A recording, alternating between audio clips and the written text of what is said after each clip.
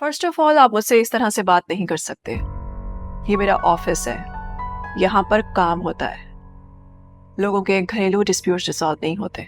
ये घरेलू मसला नहीं है, ये ऑफिस का इशू है और इसी ऑफिस का इशू है।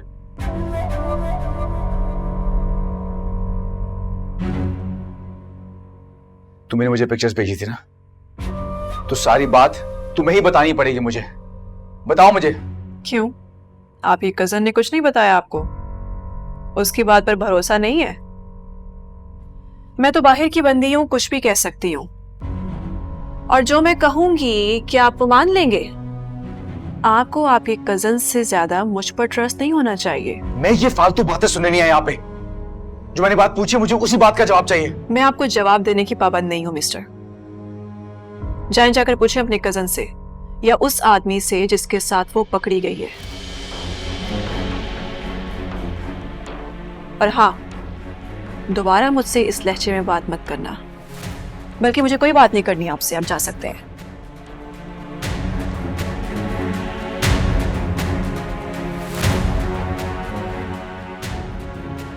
देखो,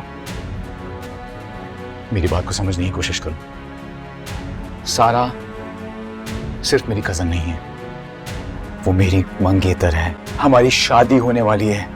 तुम जानती नहीं हो ये सब जानना मेरे लिए कितना इंपॉर्टेंट है। खुदा के वास्ते मुझे पूरी बात बताओ। पूरी बात तो फिर भी नहीं हो सकती। अगर आपको पूरा सच जानना है तो सारा को लेकर आइए, उसके सामने होगी बात। आप और मैं अपना वक्त बर्बाद कर रहे हैं। बेहतर है कि जिन दो लोगों के बारे में बात हो रही है वो इसमें शामिल हो। और अगर आप चाहें तो हम एक जॉइंट सेशन रख सकते हैं। नहीं, इसकी जरूरत नहीं है। इसकी जरूरत है। बात तब तक क्लियर नहीं होगी जब तक सब एक साथ नहीं बैठेंगे। वैसे भी मैं कल उसके घर जा रही हूँ, अगर आप चाहें तो वहां हो सकती है बात। क्यों? उसकी तरफ क्यों जाना है? कंपनी की कुछ लीगल रिक्वायरमेंट्स हैं। कुछ डॉक्यूमेंट्स पर उसके साइन चाहिए और कुछ डॉक्यूमेंट्स उसे हैंड ओवर करने हैं, जिसके बगैर हम फाइनल सेटलमेंट नहीं कर सकते। उसने खुद बुलाया है। वो ऑफिस नहीं आना चाहती थी तो मैंने सोचा मैं चली जाती हूँ। लेकिन इतनी मेहरबानी क्यों उस पर? एक तरफ तुम ये सब कह रही हो और दूसरी तरफ। मेहरबानी नहीं, ये मेरी जॉब की रिक्वायरमेंट है। आप ये सब बातें छोड़ें, आप मुझे ये बताएं कि आपको करना क्या है। मेरे पास ज़्यादा टाइम नहीं है, कुछ देर में मेरी इंपॉर्टेंट मीटिंग है।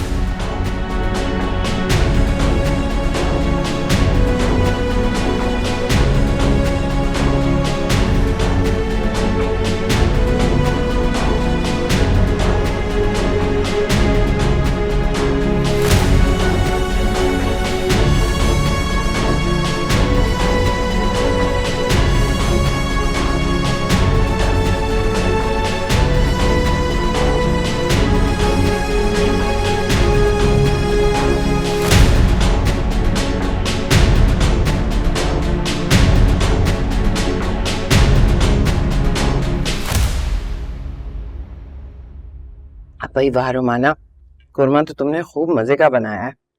किसी बर्तन में डाल देना, मैं दुरैया के लिए भी ले जाऊंगी। और बहाज को पूछो कहाँ रह गया, खाने के बाद छोड़ आए ना मुझे। पापा वो तो शायद देर से आए। मैं एक काम करूंगी ना, मैं आपको टैक्सी मंगवा देती हूँ। कमाल करती हो तुम भी। अब टैक्सी पर पैसे खर्च करोगी? रहने दो, किसी रिक्शे में या चिंची में चली जाऊंगी मैं। अच्छा। और सुनो, अब ये रोनी सूरत बनाकर फिर ना बंद कर दो। रिलैक्स रहा करो, कुछ नहीं होगा, सब ठीक हो जाएगा इंशाल्लाह। पापा मेरा ख्याल है कि ये सब ठीक नहीं है। मेरा दिल कहता है ये सब गलत फहमी होगी। अरे हाँ, तो गलत फहमी ही तो दूर कर रहे हैं हम, यही तो करने आई हूँ। हाँ, लेकिन वो वहां जो कह रहा था कि सारा को अपनी बेगुनाही साबित करनी पड़ेगी, ये तो उसके लिए बड़ी बेइज्जती की बात है ना आपा। अच्छा, तो अभी तो इज्जत के झंडे गाड़ रखे हैं उसने। हाँ, सारे पाकिस्तान में वाह वाह हो रही है उसकी। अरे कहाँ की गलत फहमी और कहाँ की बेइज्जती? गलतियां इंसानों से होती हैं, कैमरों से नहीं होती। तस्वीर जो दिखाती है ना वो सच होता है। मेरा मुंह बंद है ना रोमाना? तो बस बंद ही रहने दो। मैं कोई सारा की दुश्मन नहीं हूं, ना उस पर जज बनकर बैठी। उसे अपनी कब्र में अपना हिसाब खुद ही देना होगा। पर बहाज, उसका क्या? आखिर तुम कैसी माँ हो? बहाज के बारे में कब सोचोगी? कर लेने दो ना उसे अपनी तसल्ली। पापा उसी का तो सोच रही हूँ। अभी तो शादी नहीं हुई है और देखिए बात कहाँ तक पहुंच गई है। ये रिश्ता कैसे आगे चलेगा?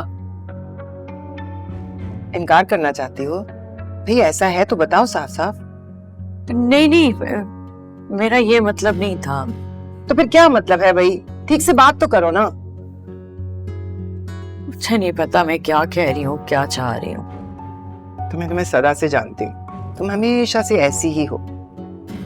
कुछ समझ में नहीं आती तुम्हें कि करना क्या है।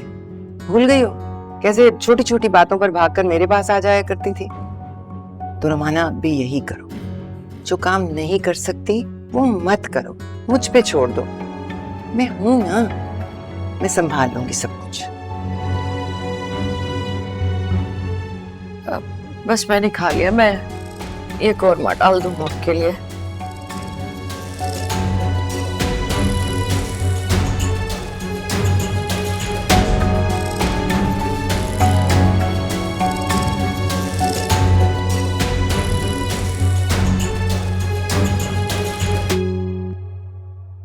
ठीक है,